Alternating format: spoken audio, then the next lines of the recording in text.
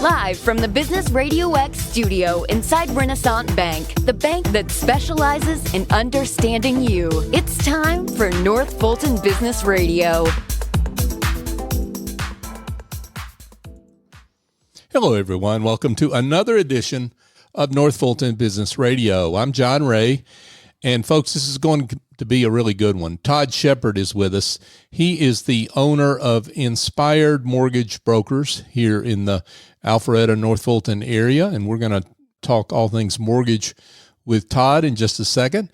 But I just want to remind you that if you are still suffering at one of those mega banks with your business and all your business accounts, and you can't get a live person on the phone to save your soul, if you're just about had it with all that, the place to go is Renaissance Bank, and I'll tell you why. The folks that I refer to Renaissance come back and tell me that Renaissance is big enough to handle pretty much any need you can throw at them, but they're small enough to deliver their services in a personal way. That's a magic combination in banking. Take advantage of it at Renaissance Bank. Go to renaissancebank.com and find one of their local offices and be in touch. They'll actually answer the phone, like a live person will answer the phone. Imagine that. What a revolutionary concept. Renaissance Bank, understanding you, member FDIC. And I want to welcome Todd Sheppard to the show. Todd is with Inspired Mortgage Brokers. Todd, welcome. Thank you so much. I've been really excited about meeting you and spending this time with you. So Thank you for having me come in, John. I've been looking forward to it as well, and certainly hearing a little bit about you and how you're serving folks out there. Obviously mortgages and That's right. Getting folks in homes. Let's talk a little bit more about that. Sure. We're a residential mortgage brokerage. It's just my ex-wife and I, a two-person shop. And we're helping folks get into homes. We're helping folks buy their first home, move up, all those things. And we're having a lot of fun doing it. And I think we're doing a great job for folks, providing great service, and really excited about it. So you're an independent. That's correct. Mortgage broker. What does that mean for those that don't know what that means? Sure. So we're our own firm. We're able to select which wholesale lenders we send our loans to based on who's going to provide the best pricing, who's going to best provide the best service. We're able to select what products we offer. So we're not having a mega bank. We're not working for a mega bank that's forcing products on us that this is what we need to sell to our customers. And so we're able to spend more time with the customer, find out exactly what their unique needs are, what their wants are, what their fears are, what are the things that they need, and then provide those for them. I want to dive a little deeper into that here in a second, but let's talk about you and your journey. What makes you passionate about mortgages? What led up to all that? I started as a registered rep, so I started selling investments and touching on a little bit of retirement planning, that for about 6 years, and then got into the mortgage industry. And so I came from more of a planning background for being involved with folks' finances and helping them make good decisions and educating them about things that they could do to help them be successful financially. And so that's what's my big thing, is learning more about the person. What are your plans? Where are you going? So that whatever product and solution we're putting you in now helps you on that next step along your journey. Basically just helping someone be successful and removing the stress from what doesn't have to be a stressful process.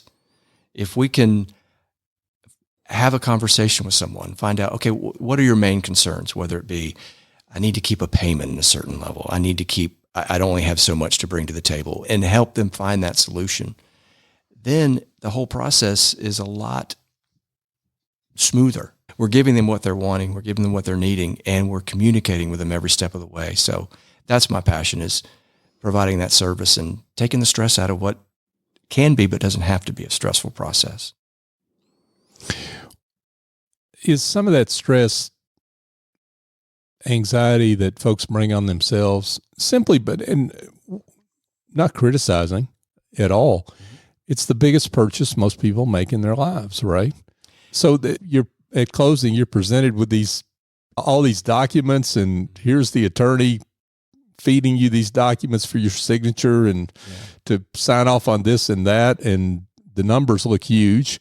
I can understand how that would be stressful for people. Absolutely. And for a lot of people that are doing it for the first time, whether they are first-time home buyers, we work with a lot of folks in divorce situations where you've got, most partnerships, maybe one person handles the finances and the other person doesn't. And if you're working with someone, they could be in their 50s or 60s, but they still are very much like a first-time home buyers. That unknown, yes, that always creates stress in any situation. The numbers are big, yes. But I think a lot of times in this process, because there's a lot involved, if there's not good communication and you're not properly setting expectations about what to expect, then you have people coming at you from, when you're buying a home, you've got a lot of things going. You're inspecting the home. You've got you're packing up your house. You're trying to get your house. You've got all these other things. And so you're already at a high anxiety level. That's why I say it doesn't have to be. I understand it can be, but it's about listening to people and letting them know that they've been heard. That's what believes that a lot. Empathy. Correct. Yeah. Correct. That's hard to do for those of us that are advisors that see this all the time. And we're used to the bumps and the scrapes along the way. And how do you keep in the head of that first-time home buyer or that person that's sitting at the closing table nervous? How do you do that? Yes, we've been there. We've done it 1,000 times. We're old hands at it. But just listening and asking questions. Mm-hmm. And you can pick up on, if you're talking to someone that's got some anxiety, you can pick it up in their voice. But just asking the questions, have you done this before? And they'll open up and engaging with them and finding out what is important to you. And sometimes they'll tell you about past experiences that haven't been good. And you want to make sure that we're not going to repeat that. That's not going to happen again. Yeah, the memories of those things are long, right? Yeah. Yeah. Todd Sheppard is with us, folks. He is the owner and the chief loan officer at Inspired Mortgage Brokers.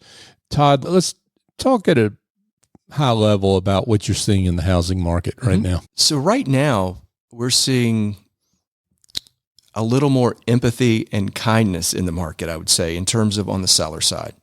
For a period of 2019, 2020, 2021, 2022, 2023, we had a period where there was low inventory, and we're still in a low inventory phase. But when interest rates got really low, a lot of people were buying. And so the sellers and their agents there'd be bidding wars, and they would never accept an offer if it was contingent on the sale of your home. And they would remove you can't even do an appraisal contingency. There's no financing contingency, those types of things. And it took the rights away from the buyers. We're seeing that's going away.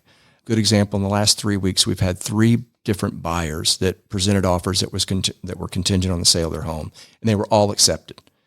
From 2019 to 2024, I may not have had 3 total in that 5-year period. Were accepted. So we're seeing a lot of shift that way. Homes are on the market a little bit longer now. So it's not as much of a seller's market as it has been. That's from the real estate market side. From a buyer side, I've done this, I think, 28 years now, and I've never seen buyers more payment anxious and conscious ever. And I understand. Really? Yeah. Say more about that. So inflation sucks. Right. It affects everything. So you've got a buyer and they're looking at a mortgage payment, but they're also looking at all their other costs that have gone up. And they're just hyper-focused on that number. Whereas a few years ago, someone with the same income level that this buyer has, the same debt structure, debt load all over, and we would look at this same $2,600 payment, to throw it out there, and they wouldn't even bat an eye. They would still have $5,000-$6,000 of disposable income, perhaps, after that mortgage payment. But now people are extremely focused on that payment and sensitive to that payment right now. Interesting. That has bigger implications for the economy beyond the purview of our discussion today, but that's a pretty interesting report that you're giving.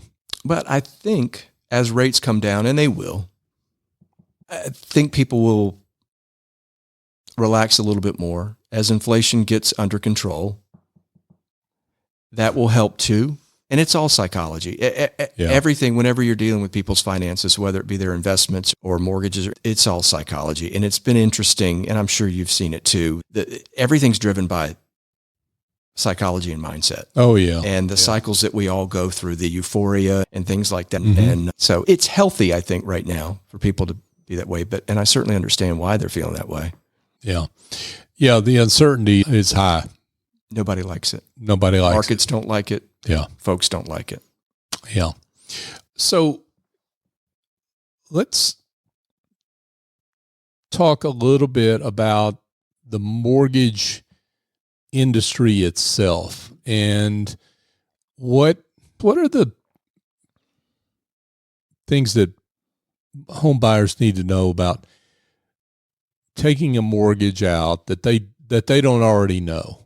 Because again, this is one of these things that you don't do it very many times in your lifetime. And even if you've done it before, it may have been years since you did it. And so things change over time. So what are you seeing in terms of just the industry itself that maybe folks that are about to hit the market as either a buyer or seller need to know about? In terms of loan qualification, it's not any harder than it has been. The changes that were made back in 2009, 2010, the pendulum really swung really far out in terms of lending guidelines getting really conservative. And I understand why that happened. Some of them are ridiculous, but it's come back and it's more realistic. And I don't see borrowers pushing the envelope as much as they did in the lead up to 2008, that meltdown. People have more money in the bank. Their credit scores are higher, things like that. Obviously, rates are dramatically higher.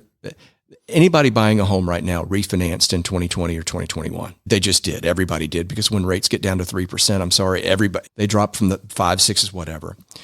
That's the biggest thing. And that's, I think, the biggest reason that people are having payment shock or sensitive to it is we're looking at rates that are 6.5, 6.75, maybe even 7 right now, depending on your credit score and how much you're putting down and things like that.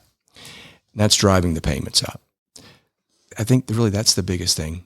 And in terms of creative financing or creative products, there's really no silver bullet. Most of what we're doing is a standard, conventional 30-year fixed. The adjustable rates are not attractive. They're higher. Interest only, not attractive.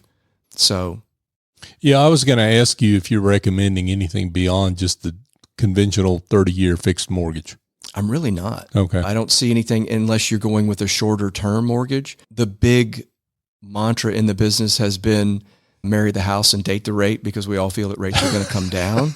If rates got down to 6%, there'd be so many opportunities for people to refinance just at 6% or 5.875. And that would have a significant impact on their payment.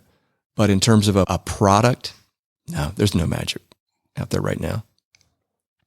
So concerns that you might have about the mortgage industry itself, talk about those. Everybody's revenue's down. Corporations, when their revenue's down, they make decisions, often not great ones. Come on, I'm shocked to hear that. No, it happens. Seriously.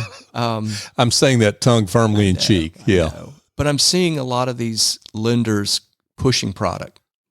The refinances are down. And that's usually, 30 to 40% of any mortgage company's revenue. They're gone because everybody's at 3%. Right. Why would you refinance to 6.75? I saw something on Housing Wire, which is an industry news resource, that Mr. Cooper, they're the servicer for Rocket, and they service about $1.5 billion in mortgages. And they're seeing big opportunities for cash out refinances and equity lines, second mortgages.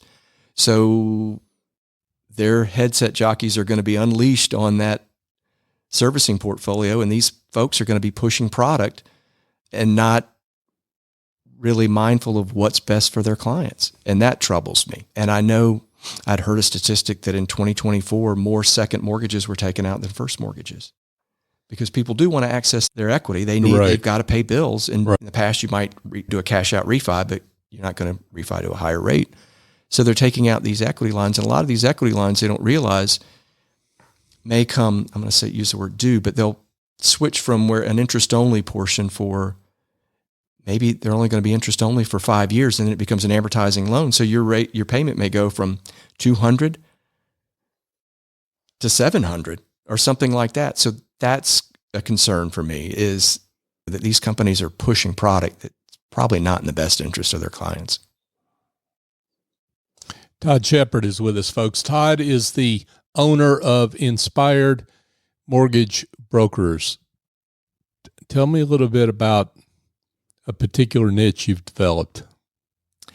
You've got an important niche. I think so. It's a rapidly growing niche every single day. Sure. As I mentioned, I started with a background as a registered rep. And so I've had an affinity towards financial advisors, and we've worked with a lot of their clients over the years. And their clients are typically in their 50s, 60s, 70s, approaching retirement or in retirement. So we've developed that niche, and that's a market that we've really been drawn to. So it's our older homeowners. And with the retirement crisis that this country is going to be facing, it's one that needs a lot of focus, I think. It seems to me you've got two things going on. You've got aging population, and the baby boomers are that there aren't too many left below age 65. 12,000 a day. Yeah. Turn 65. So you've got that, but then you've also got just the situation where so many seniors are aging in place and really they might want to downsize depending on the market they're in. Certainly, I'm bound by the North Atlanta region, so that's what I see every day. But they're bound and tied into it because they cannot sell their home and downsize at a rate, a price that they can afford in a lot of cases. Absolutely. So you got two things happening at the same time that have got some serious implications, right? Yep. So downsizing used to be a retirement strategy. It's okay, we'll have the 4,000 square foot house, we'll raise the kids, and then when the kids get grown and off to college and all that stuff and get married and all that, we'll sell the house, we'll find a little cottage, bungalow, whatever. We'll sell that house and we'll pay cash for the smaller home. Nobody's building smaller homes. And like you said, downsizing, the only thing that gets smaller is the square footage. The price doesn't get smaller, the payments don't get smaller. And like you said, and that is also leading to the inventory shortage in real estate. Right. You've got folks, they're sitting on that low rate and that lower payment, but it doesn't make sense for them to downsize. So yes, they are there and they are aging in place, which most Americans, that's what they want to do, but they may want to do it somewhere else. And so, yeah, they are facing that challenge. So I know you typically are seeing seniors when they've more or less made a decision, right? They've decided to buy, maybe they've decided to downsize. They figured out a way to do it. And that's the point you see them, I would imagine, right? As they start that search process. Yeah. So a lot of folks that are referred to me by realtors they've had a conversation with a realtor and that's what we want to do. So now let's look at the numbers and see. Right. They're in the beginning stages of their home search. So I guess where I'm going with that is, what advice do you give for seniors at this point that are in this situation? And because I'm sure you talk folks through it a lot. And sometimes I would imagine you talk them through and the numbers don't work. Sometimes. Every once in a while. So the point is you've seen all the different sides of this problem. Right. So what advice would you give seniors out there that are looking down the road and seeing this issue affecting them? Everybody's situation is different. Right. The first thing is, let's determine what your comfort level is. Let's determine what you're comfortable with the payment. What are our resources? How much do we have for a down payment? What is your strategy for the home that you're in right now? How much do you want to take from that and apply it to the new mortgage and things like that? So really it's do your due diligence first. And in this market, what we're having to do a lot is we have to figure out how can you qualify to purchase the new home before you sell your current home, because selling the current home is the easier piece. If you list your house and you've got it sold, end up homeless potentially. So it's just really do your due diligence and get comfortable with your numbers. One of the things where I'm recommending to some folks is let's take a look at your current liability structure. And rather than maybe taking all of the money, the proceeds from the sale of this home for the down payment, why don't we pay off a couple of cars? That's going to eliminate. I've got a retired couple I'm working with right now. They've got 2 cars. Each payment's about $700 a month. And that's $1,400 a month that they're having to pull out of their IRA. That's taxable income that they're pulling out. If we can reduce the amount that you're having to pull out of that IRA, we're going to reduce your tax bill and you're going to keep more money growing for retirement. So it's just looking at things like that. This is where, I'm glad you brought up this story. This is where your background as a financial advisor really comes to the front, right? Because you're looking at someone holistically. You're not just looking at, can they afford the home? I mean, you're looking at something a little more broad and able to bring solutions to bear that are comprehensive. Yeah. And that's where I add value. And that's what I'm passionate about because it's all there. I have the experience and right now I'm going through a process where I'm becoming an expert in retirement, in learning about Social Security, learning about Roth conversions, learning about these things so that I can provide these recommendations. I don't give advice. I'm not a financial advisor, and I did not sleep in a Holiday Inn Express last night, so I wouldn't even dream of doing that. But the more knowledge I have, the more I can make someone aware of that. And it's for seniors, it's so important that you look at everything and look at it more holistically. Exactly. Let's talk about reverse mortgages. Okay. Because we were talking off air about this topic.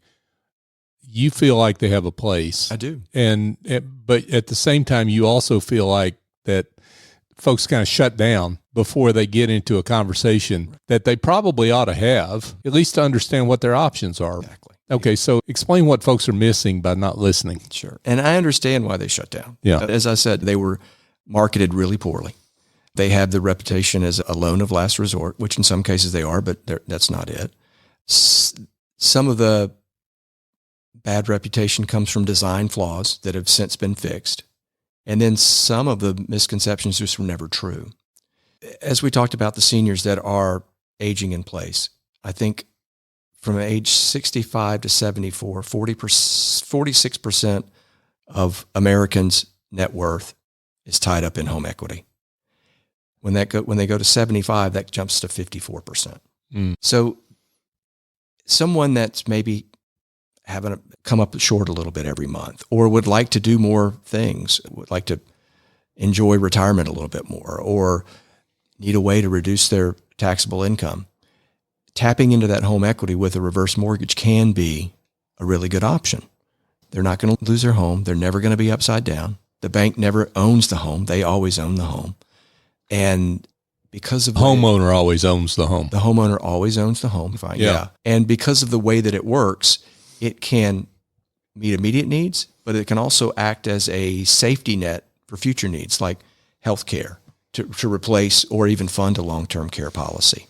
Or if longevity risk is something that we all can worry about. Yeah, for sure. A lot of folks are living into their 90s. I think the life expectancy's moved into the 80s for folks, and 50% of all Americans live past life expectancy now. So just taking a look at home equity as an asset, it is an asset. I think correct me if I'm wrong, Todd, but it seems like to me the bottom line on this is an option, folks. Know more about it, learn about it. Exactly. It may not be a fit for you, but it could be. It could be. But it won't be a fit unless you look into it. It's great. That's right. Yeah. That's right. Yeah. I think we've pretty much established that seniors are a great fit for you, but are there maybe the question is, when does that senior need to get in touch with you to plan ahead for that event? I know that's not 3 weeks before closing, but right. But do you encourage folks to just get in touch with you and share what they're thinking? Absolutely. Sometimes we'll have conversations as far as a year out from when they want to start their search. The couple I was referring to with the cars that we're thinking about paying off, we've had an ongoing conversation for about 9 months now. They're building a new home. But yes, there's knowledge is power. Knowing your numbers is going to create comfort and remove the anxiety. Maybe there's some things that need to take place now or over the next 6 months so that you can do that thing a year from now. So I don't think it's ever too soon to start having a conversation. And even if the conversation leads to, you know what, this is not what we need to do. Well, now, Todd, I think it'd be great at this point if you could share maybe a success story or two. Sure. That helps illustrate the great work you do. Back to the car episode or example, I've got a young lady I'm working with right now. She just put a house under contract, and she was hyper-focused on the payment. She just couldn't make this new payment on the new home work. And so I recommended that we take money from the proceeds from the sale of your home. Let's pay off your car. That's going to eliminate a $593 car payment. Let's look at your cash flow holistically. Let's look at everything together. We take this out and this other mortgage payment, and we add this new higher mortgage payment. Your cash flow, you're coming out like $300 ahead, which made her comfortable with making that move. So that was a big success story for me. The last reverse mortgage I closed was for a couple. He's 77 and she's 70. And they were coming up a little bit short every month. And they were having to dip into their IRA, which made them uncomfortable, made them anxious. And because of that age difference, she's younger.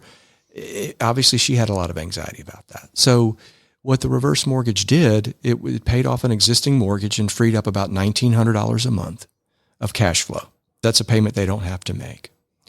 It also gave them a line of credit that they could access. I believe it's about $130,000 that they have access to. And that line of credit grows every year. So next year they'll have a larger line of credit if they don't draw on it available to them. So that 10 years from now, that line of credit will be worth over $200,000 that could be used for long-term care, can be used to address the loss of income at the death of a spouse. They both have Social Security. When one of them passes, the survivor is going to get the larger benefit, but they're going to lose that smaller benefit. So that was one that really worked out well for them. Wow. What a great story. What great work. Thank you. Todd Sheppard with Inspired Mortgage Brokers. Todd, this has been fantastic.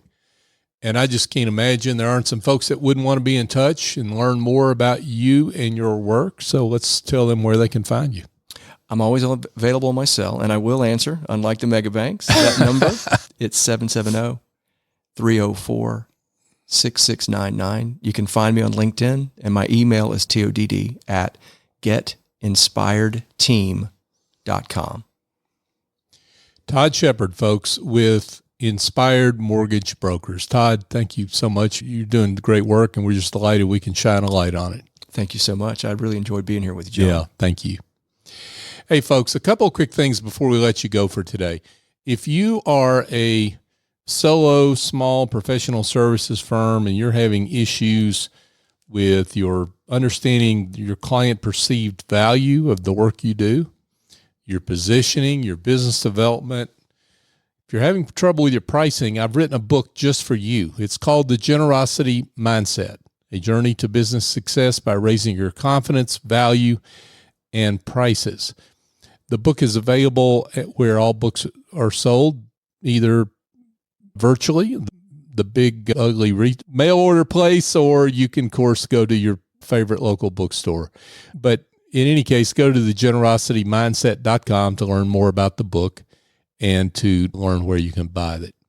Also, I just want to thank you. If you're listening to this show, I want to thank you because you have supported us through, we're coming up on 870 shows here pretty quick. This may be 870. I haven't looked. But the point is we have been at this 9 years, and we've only gotten this far because of you. You support us in so many ways. You send us great guests. you like the show on social media, share the show with others. And that helps us live into our mission to be the voice of business in the North Fulton region and beyond. And we are grateful. So thank you for your support. So for my guest, Todd Sheppard, I'm John Ray. Join us next time here on North Fulton Business Radio.